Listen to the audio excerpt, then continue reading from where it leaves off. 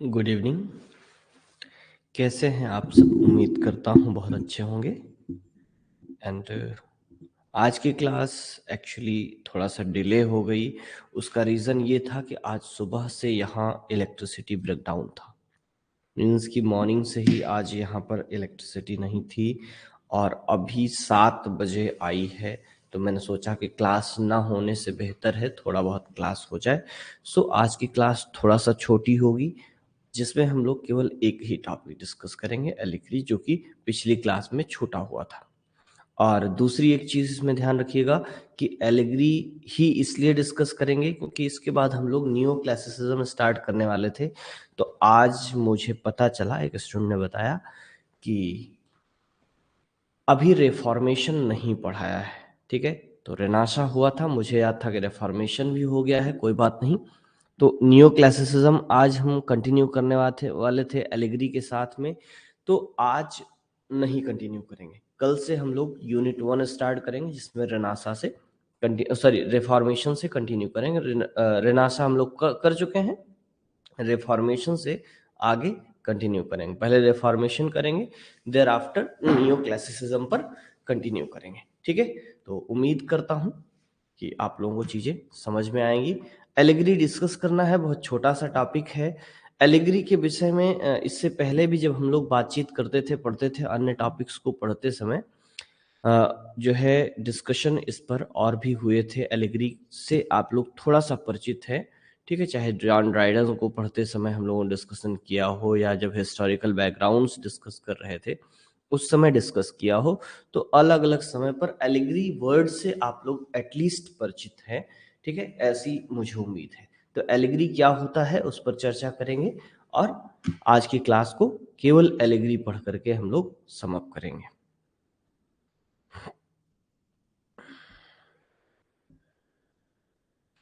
तो सबसे पहले ब्रीफ में एलिग्री है क्या, ठीक है, इसको समझेंगे। देयर आफ्टर हम लोग इसके एग्जाम्पल्स पर चलेंगे। ठीक है, तो एलिग्री इज अ नैरेटिव।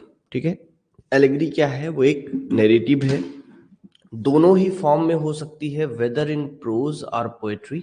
ठीक है, प्रोज में भी हो सकती है और पोएट्री में भी हो सकती है। ठीक है, एलिग्री क्या है? पहली चीज क्या है? एक नैरेटिव है।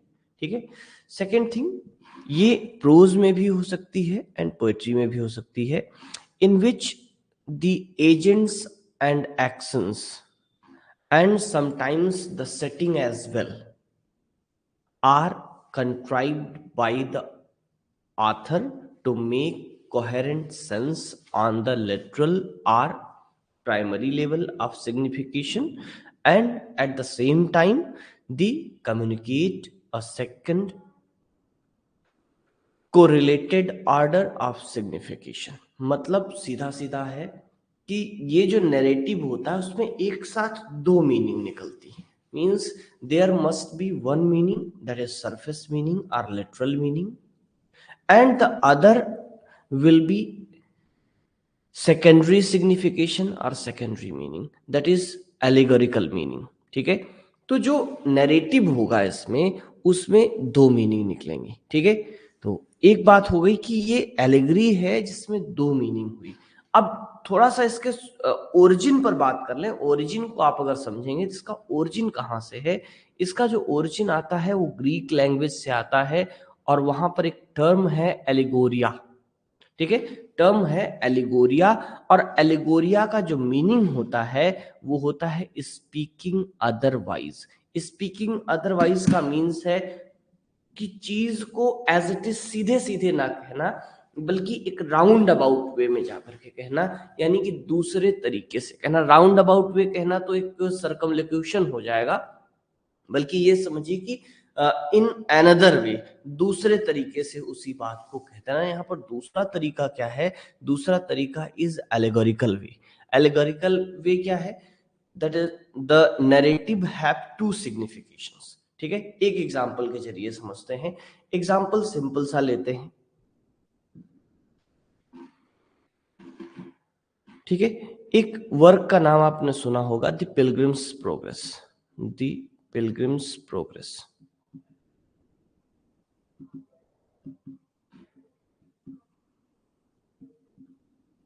ठीक है, द पिलग्रिम्स प्रोग्रेस। ठीक है, ये जॉन बनियन का वर्क है।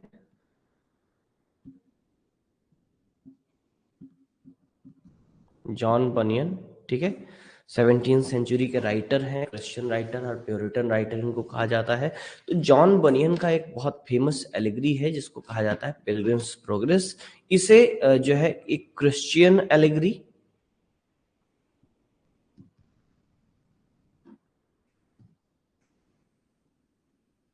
या फिर रिलीजियस एलिगरी,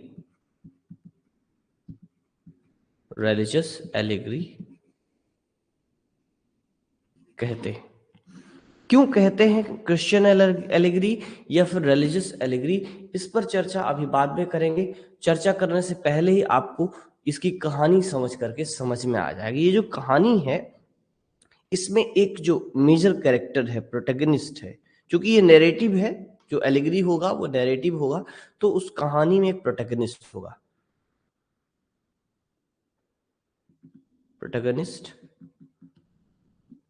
इसका नाम क्या है? क्रिश्चियन। ठीक है, ये जो क्रिश्चियन है he is on a journey, on a pilgrimage. ठीक है, एक means he is actually a Pilgrim. Pilgrim होता है तीर्थयात्री, एक ऐसा व्यक्ति जो किसी स्थान की तीर्थ यात्रा पर निकला हुआ है। तो Christian is a Pilgrim in this narrative. इस नैरेटिव में जो क्रिश्चियन है वो एक कैरेक्टर है। इसकी वाइफ है, उसका नाम है क्रिश्चियाना। क्या नाम है? क्रिश्चियाना।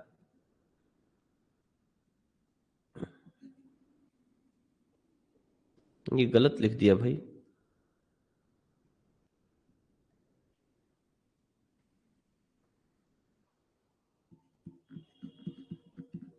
ठीक है, इसकी वाइफ है क्रिश्चियाना। ठीक है, इनके जो पड़ोसी हैं उसमें मिस मर्सी हैं। ठीक है, miss mercy, mister goodwill.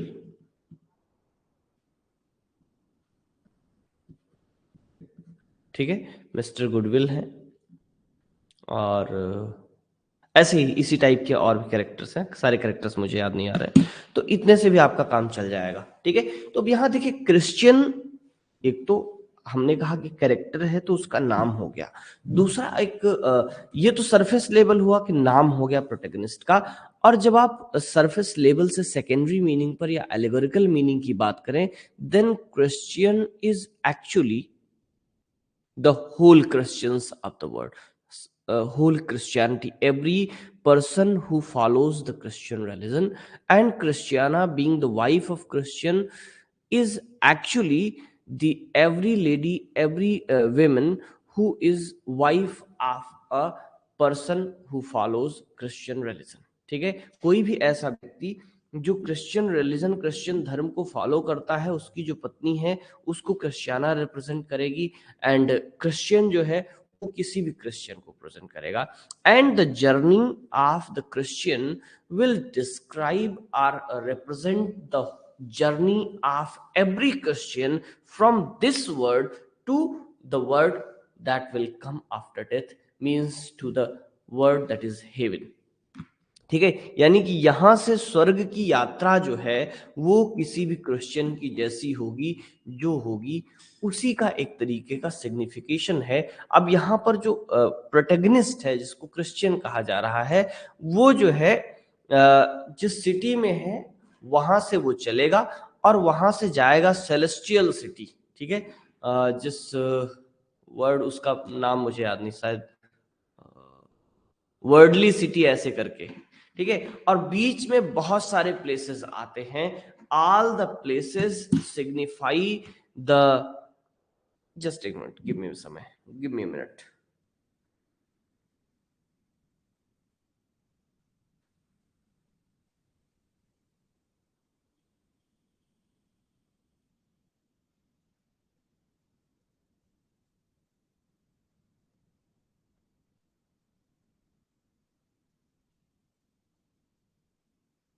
Just give me minute. ठीक है, मुझे जो कैरेक्टर्स याद नहीं आ रहे थे, थोड़ा सा मैं उन्हें ओपन कर लूं तो बेहतर होगा।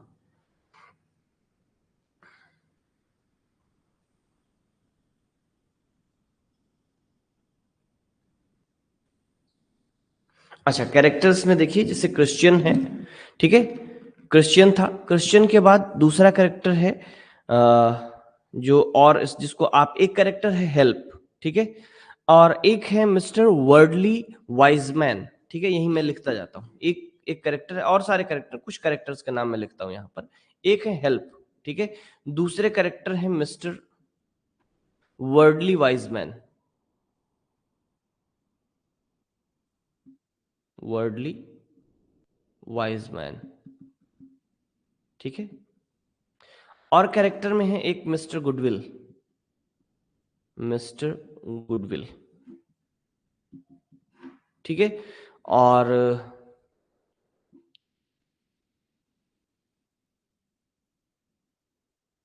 एक कैरेक्टर है हिपोक्रेसी,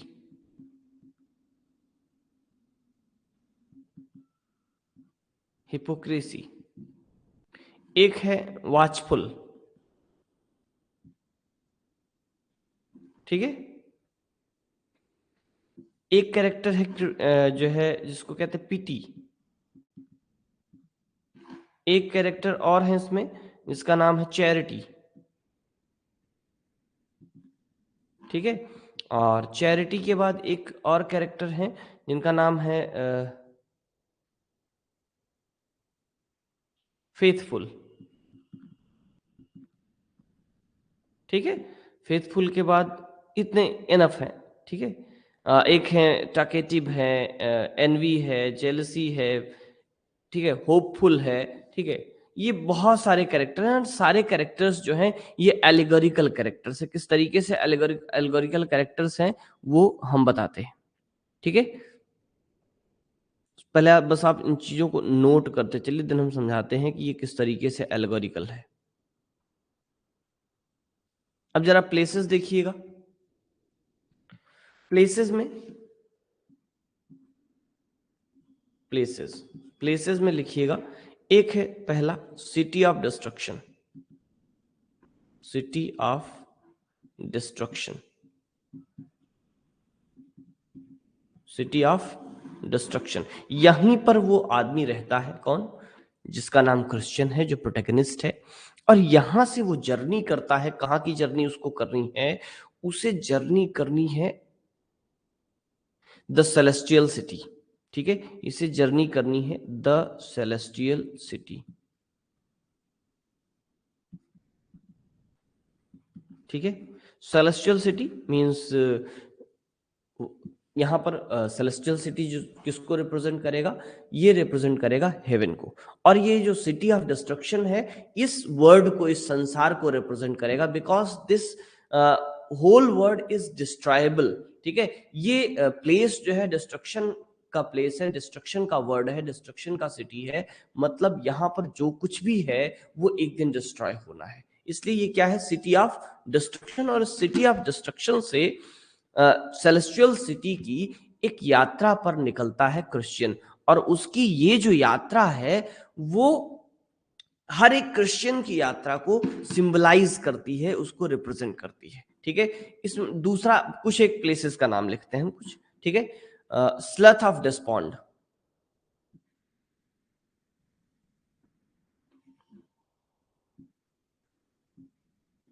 ठीक है,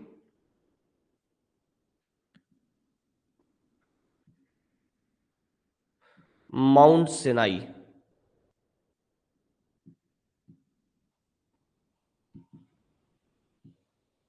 ठीक, विकेट गेट,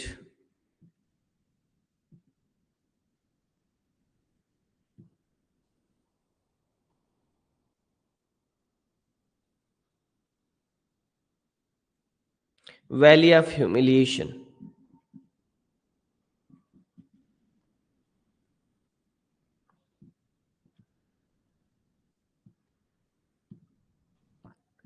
ठीक है, वैली ऑफ ह्यूमिलिएशन, ठीक है, और the valley of shadow of death, सारे मैं प्लेसेस नहीं लिख रहा हूं, कुछ ही लिख रहा हूं, valley of the shadow of death, ठीक है, एक और प्लेस लिखिएगा, वैनिटी फेयर,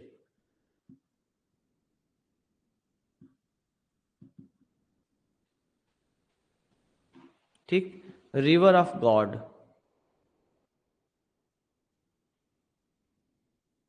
ठीक है,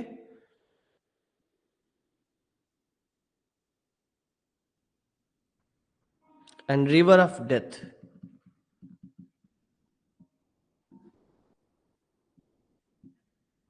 ठीक। और इसके बाद सेलेस्टियल सिटी आता है। बीच के बहुत सारे प्लेसेस मैंने छोड़ दिए हैं। अब जरा इसका आप मीनिंग आप समझिए। तो दो सरफेस मीनिंग आपको यहाँ देखने को मिलेगा। सबसे पहले हम लोग कैरेक्टर से स्टार्ट करते हैं। कैरेक्टर में आपको प्रोटेगनिस्ट मिला Christian. Christian on surface is a person whose name is Christian, ठीक है। जैसे किसी का, जैसे मेरा नाम योगेंद्र है, आप में से किसी का नाम कुछ भी हो सकता है। तो वो क्या है, यहाँ पर वो एक प्रॉपर नाउन के रूप में आपके सामने आ रहा है, दैट इज क्रिश्चियन, जो एक पर्सन है जिसका नाम है क्रिश्चियन एज प्रॉपर नाउन, ठीक है। ये सरफेस मीनिंग है या फिर लिटरल मीनिंग है। लेकिन अगर इसका हम सेकेंडरी मीनिंग समझें, then Christian is a common noun that stands for every person who believes in Christianity, who follows Christian religion. Christiana is the wife of Christian, and on the surface Christiana is the name of the lady. जैसे किसी भी lady का कोई नाम होता है, तो उसी तरीके से Christiana is the name of a lady, ठीक है। But being the wife of Christian, Christiana represents any women who is wife of the follower of a Christian religion. That is the secondary meaning. इसके बाद miss mercy, mister goodwill, ठीक है, and mister goodwill. इसके बाद आप देखें तो help, widely wise man, ठीक है। हेल्प जो है एज नाम कि उस कैरेक्टर का नाम है, ठीक है। ऑन एंड सेकेंडरी मीनिंग में आप देखें तो हेल्प क्या है कि जो व्यक्ति ने सहायता की है, किसने, जैसे जो पर्सन एक जर्नी पर निकला है इस संसार से, जो हेवन की यात्रा है, स्वर्ग की यात्रा है, या जिसको हम लोग कहें हिंदू मैथोलॉजी के अकॉर्डिंग मोक्ष प्राप्ति की जो यात्रा है, उस यात्रा पर ये जो निकला हुआ जीव है, ये जो निकला हुआ व्यक्ति है जिसको क्रिश्चियन कहते हैं, उसके जीवन में उसने जो कुछ हेल्प की है लोगों की, तो वो एक कैरेक्टर के रूप में है। वर्डली वाइज मैन, ठीक है। Worldly wise man means materialist meaning, materialist persons, ठीक है। ऐसे लोग जो कि मटेरियलिस्टिक वर्ड में बिलीव करते हैं, ठीक है, चैरिटी में बिलीव नहीं करते। इसी तरीके से मिस्टर गुडविल है, हिपोक्रेसी है, वॉचफुल है, पिटी है, चैरिटी है, फेथफुल है, ये सारे characters on the surface meaning is proper noun, is the proper words that present name, but on the secondary meaning, that is the allegorical meaning, on the secondary surface, or we can say that below the surface meaning, तो ये characters क्या है, they represent some types, they represent some virtues, they represent some voices of human being that accompanies a man, that accompanies a human being, that accompanies a Christian according to Christian religion to his journey to the heaven. स्वर्ग की जो यात्रा है एक Christian की, उसमें उसके जो किए हुए काम हैं, ये सारे जो कैरेक्टर्स अपीयर हो रहे हैं, वो कहीं ना कहीं एक व्यक्ति से जुड़े हुए हैं इस जीवन में, और वो चीजें उसके उस यात्रा में, जो यहाँ से इस संसार से उस संसार तक की यात्रा है, यानी कि इस संसार से स्वर्ग तक की यात्रा है, जैसी ठीक उसी तरीके से समझिए कि ये वो उसी यात्रा का विवरण है जिस तरीके की यात्रा का विवरण गरुड़ पुराण में लिखा गया है, ठीक है। गरुड़ पुराण में भी जब व्यक्ति मरता है संसार से, तो यहाँ से लेकर के जो है स्वर्ग तक की जो यात्रा उसकी होती है, उसका एकदम माइन्यूट विवरण दिया गया, रास्ते में क्या क्या स्थान आते हैं, क्या क्या पड़ाव आते हैं, उन सबका डिस्क्रिप्शन है। In the same way, in this work pilgrims progress, this narrative narrates the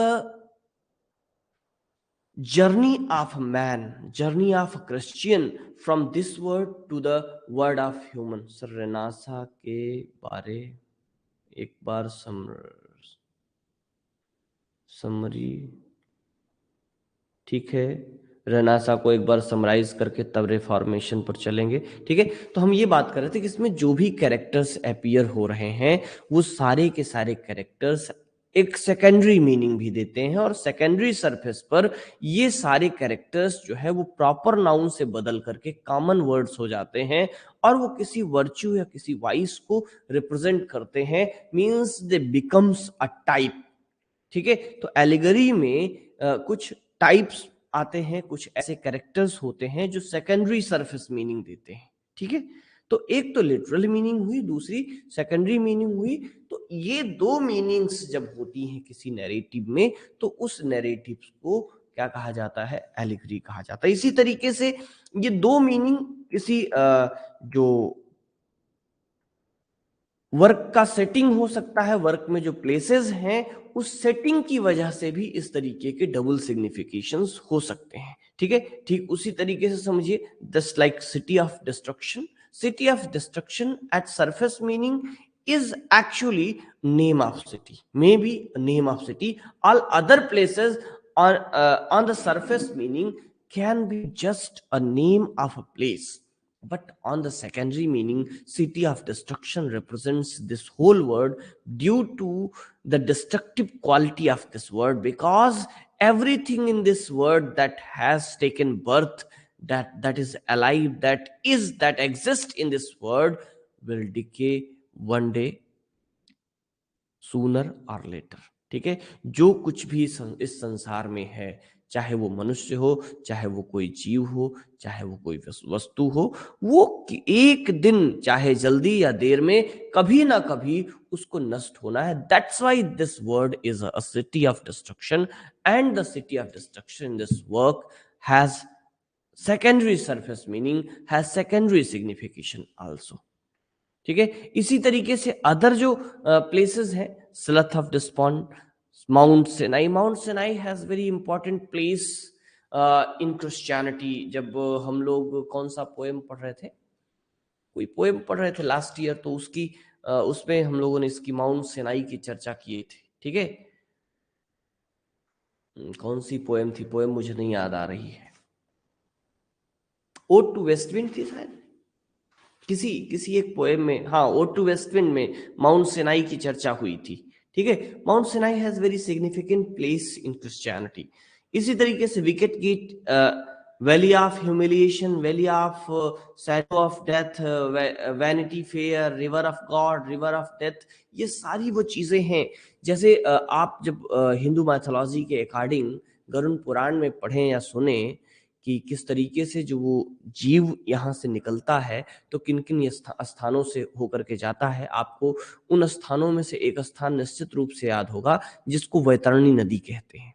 ठीक है, उसी तरीके से यहाँ भी बहुत सारे नदियों के नाम, अब रिवर ऑफ डेथ, जैसे आपकी राप्ती नदी हो सकती है, जैसे आपकी सरयू हो सकती है, उसी तरीके से इस नदी का भी नाम हो सकता है रिवर ऑफ डेथ, नदी का नाम हो सकता है रिवर ऑफ गॉड। ठीक है, या किसी जैसे तमाम मेले होते हैं उनका नाम, तो उसी तरीके से ये एक मेले का नाम है वैनिटी फेयर।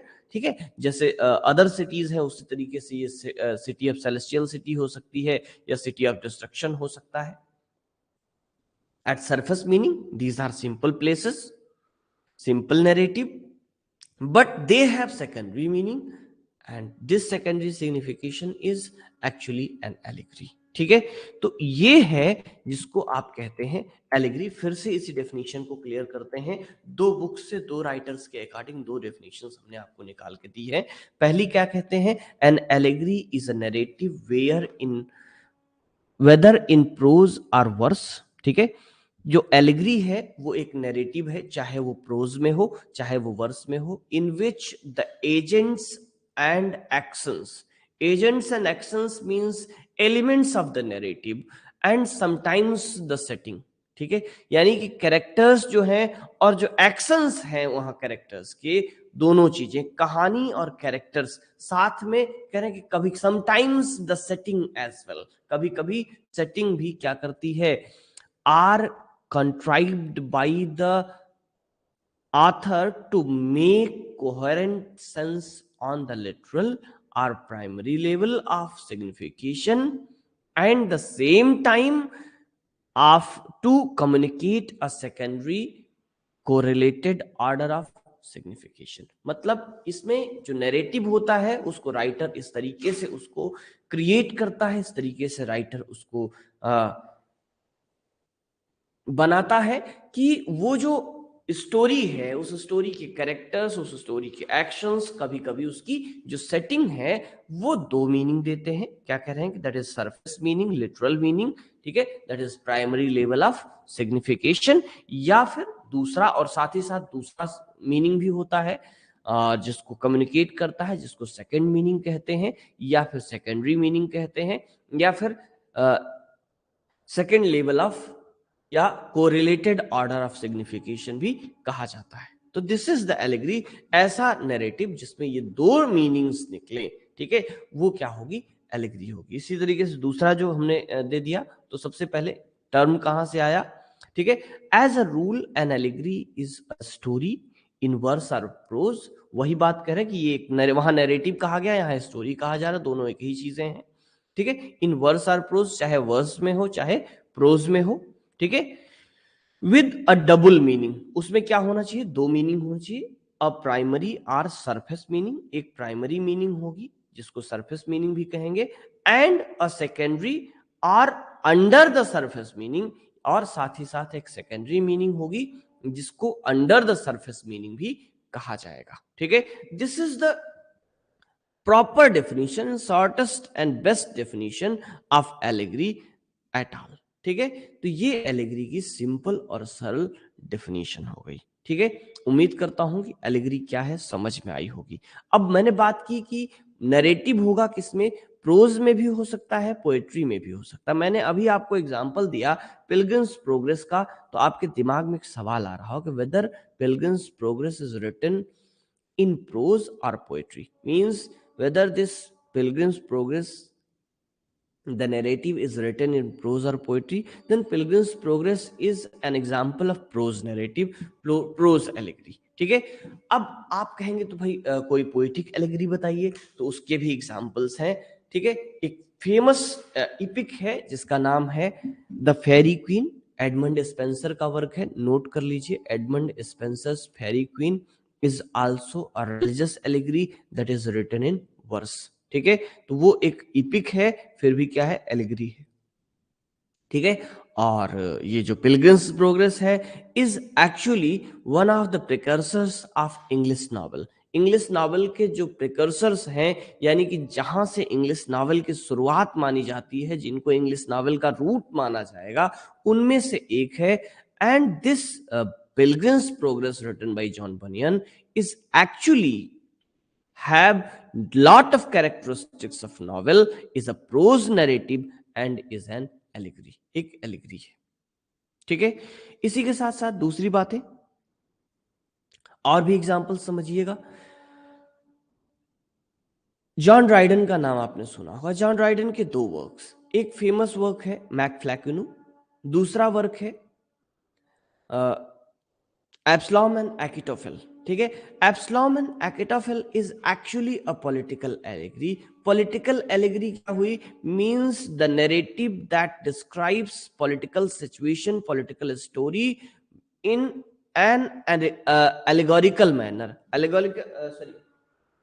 एलिगोरिकल मैनर से क्या मतलब है, means the story, the narrative which has two surface of meanings, ठीक है। तो अगर किसी पॉलिटिकल स्टोरी को एलिगोरिकल वे में कहा जाए तो वो क्या होगी, एलिगोरिक जो है पॉलिटिकल एलिगरी होगी। इसी तरीके से अगर आप इंडिया में बात करें कि इंडियन राइटर्स में, तो आपने शशि थरूर का नाम सुना होगा, कांग्रेस लीडर हैं। उनकी एक वर्क है, एक नॉवेल है द ग्रेट इंडियन नॉवेल, ठीक है। तो वो भी क्या है, एक पॉलिटिकल एलिगरी है। वहां पर महाभारत के कैरेक्टर्स के थ्रू जो इंडियन पॉलिटिकल सिनेरियो है उसको रिप्रेजेंट किया गया है। अलग अलग इंडियन पॉलिटिशियंस को महाभारत के अलग अलग कैरेक्टर्स से रिप्रेजेंट किया गया है। In the same way Absalom and Achitophel is a political allegory, and this Absalom and Achitophel narrates the story of a biblical king named David, ठीक है। एक बाइबलिकल किंग है, बाइबल से की स्टोरी का किंग है, ठीक है, जिसका नाम है किंग डेविड, ठीक है। उसकी कहानी को यहाँ पर एक्सप्रेस किया गया है, नरेट किया गया है। And this narrative of King David is actually have secondary signification of the story of King Charles II।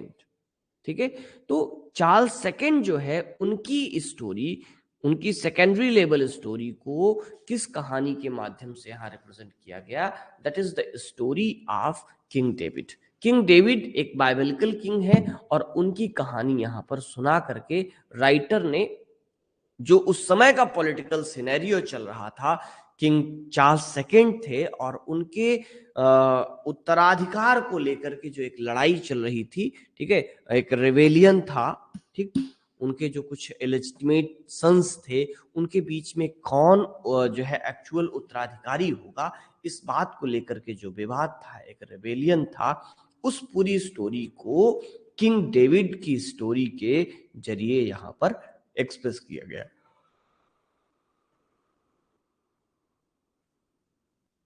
Okay, सो तो ये क्या है, दिस इज द एलेगरी। ठीक है, बाकी और बहुत सारे एग्जांपल्स आपको उस पीडीएफ में मिल जाएंगे जो हमने अपलोड किया है।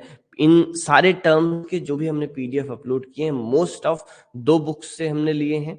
एक जो है एमएच अब्राहम से मैंने लिया है, ठीक, वो आप में से कुछ स्टूडेंट्स के पास होगी। दूसरी एक वो दूसरा मोटी डिक्शनरी है, इतनी मोटी सी वर्क, ठीक है, जिसको कहते हैं dictionary of literary terms and literary theory, written by J A कडन।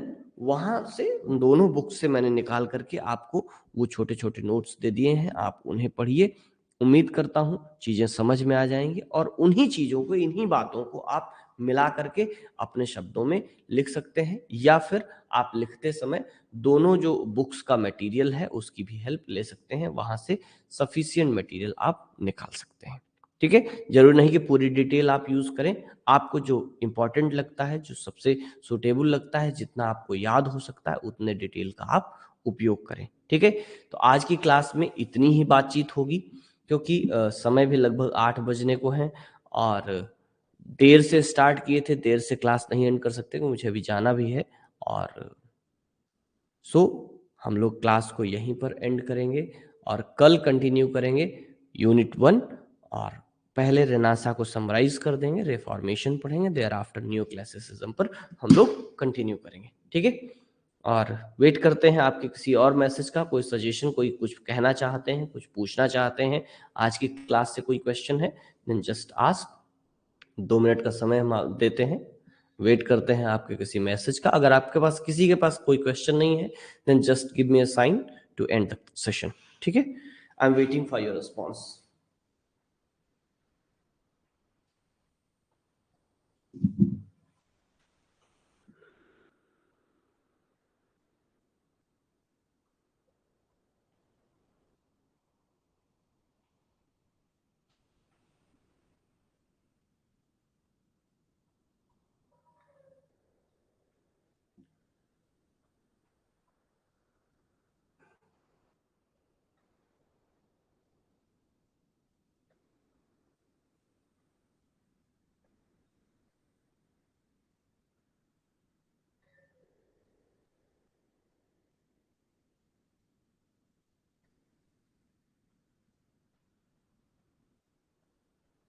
प्रतिभा ने सिग्नल दिया कि उनके पास कोई क्वेश्चन नहीं है। Other students?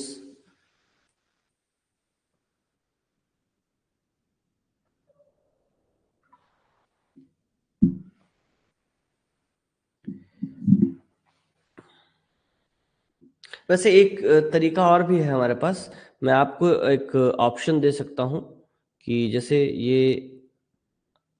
अभी आपके पास जो है एक हैंड रेज करने का भी ऑप्शन आ रहा होगा, जरा चेक करके हमको बताइए कि आपके पास हैंड रेज करने का ऑप्शन आ रहा है या नहीं। तो इस तरीके को भी हम लोग यूज कर सकते हैं कि अगर किसी के पास कोई क्वेश्चन है तो हम हैंड रेज करा सकते हैं और उसके क्वेश्चन का वेट कर सकते हैं।